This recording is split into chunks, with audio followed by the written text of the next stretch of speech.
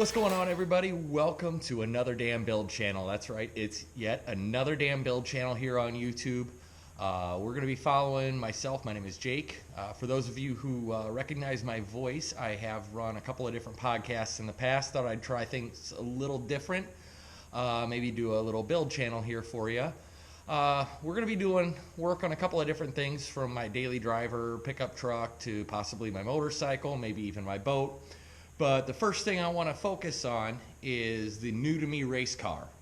And I've been looking all over, scouring the internet for months now, trying to find a budget-friendly car I can use to go road course racing, track day, autocross, maybe a little bit of drifting.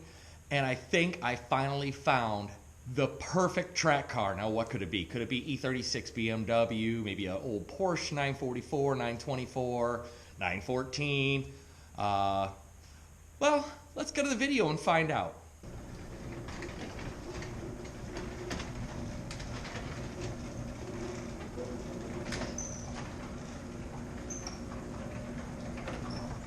Here it is in all its glory. This is a 1986 Ford Mustang Fox body 4-cylinder.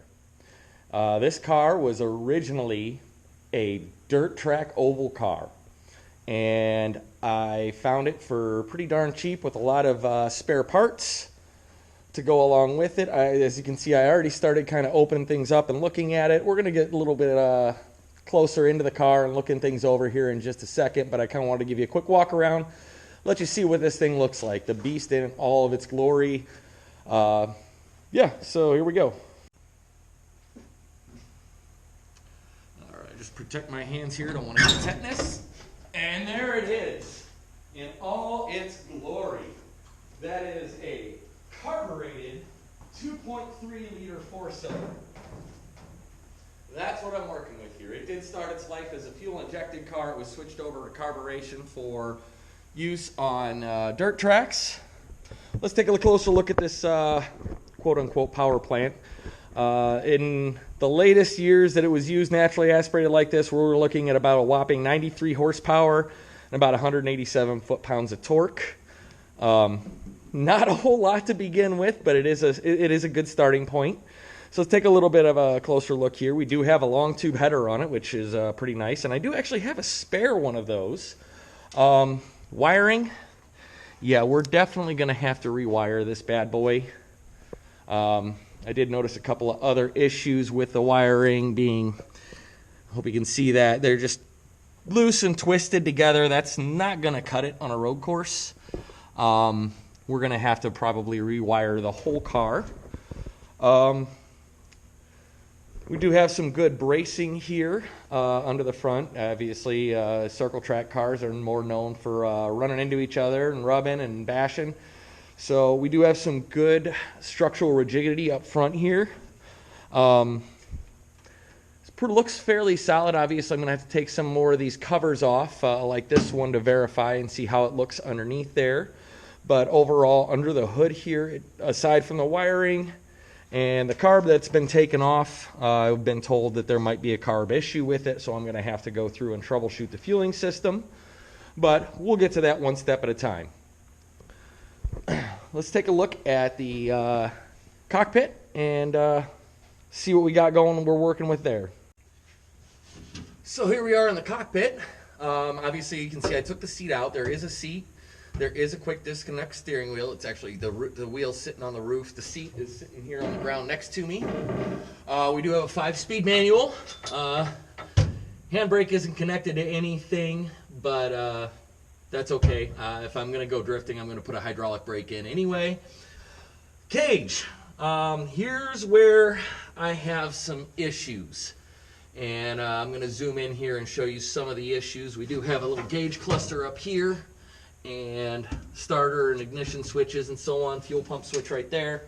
The car does not have an alternator yet because it's made for short track dirt racing, so it's not running for very long, and being that it's carbureted, just a good battery charge is really all it needed. Obviously, going to a road course, and with my local track being almost 4 miles long, I'm going to need some charging systems, so I eventually will. When I do rewire the car, I am going to have to find a way to mount a alternator to the engine and have some sort of a charging system.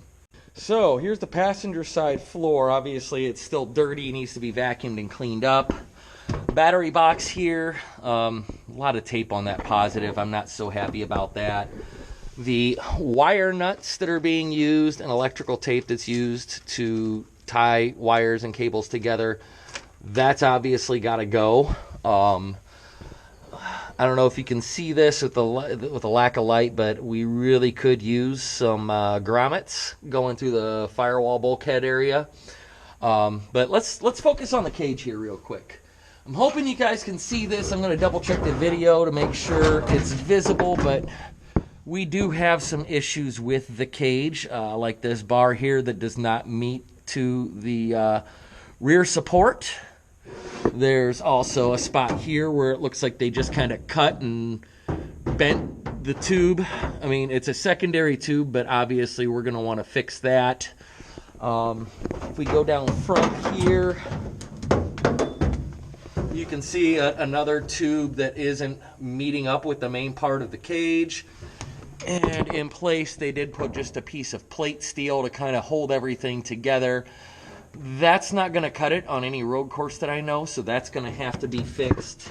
This angle iron here that the cage meets up with, that bends up at a 45-degree angle, pretty sure that's not going to cut it in any kind of road course situation, so that's going to have to be replaced. Same with over there, the crash bar and the NASCAR style bars on the door side there. They don't all tie into the floor, so that's going to have to be adjusted and fixed. And we'll move on to the back of the car here to show you a little bit more. So this is looking down in the rear hatch trunk area. We do have a small fuel cell here. Obviously there have been issues with it in the past. We've got a fuel filter over here and a line that goes to pretty much nothing.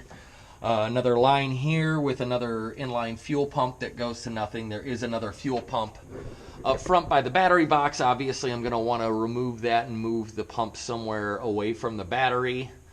Another issue with the cage here is this post coming up from the rear of the cage is not quite long enough to tie into the body itself, so there's that piece of square steel that's going to have to come out. That bar is going to have to be replaced.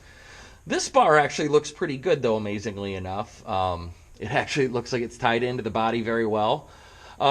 We can remove the rear seat belts for some weight savings. Obviously, again, the leaves and everything in here, that's going to have to be cleaned up.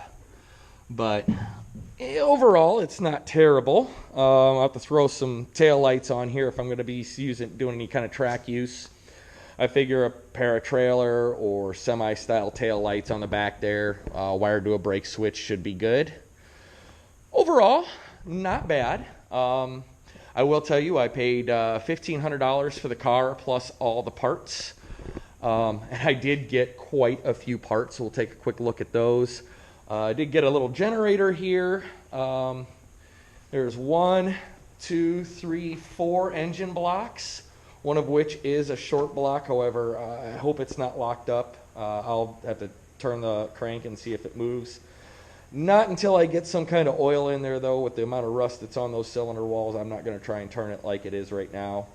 This whole rear end here is a complete rear end. It came out of a Pinto, so it's a 9-inch style rear end. From what I understand, from moving it, I know it's locked up. It's a good locker in there. When I bought it, the guy told me it does have a 411 rear gear ratio, which will be pretty good for something that's kind of weak like I've got here when it comes to road course stuff. And if I want to drift with it being a locker and that kind of gear ratio, I should be able to spin the tires up halfway decent. More parts. Got some of the factory parts here. There's the factory fuel injected intake manifold. A couple of other parts in there. Looks like maybe a mass airflow. We can come over here. We've got more engine parts, pistons, rods, distributor cap, oil pump, some accessory drives, a few flywheels, some more crankshafts, factory intake manifold with the EGR still on it actually. Another valve cover / cam cover, power steering pump assembly, another header, spare header for it. I did also get a pile of tires.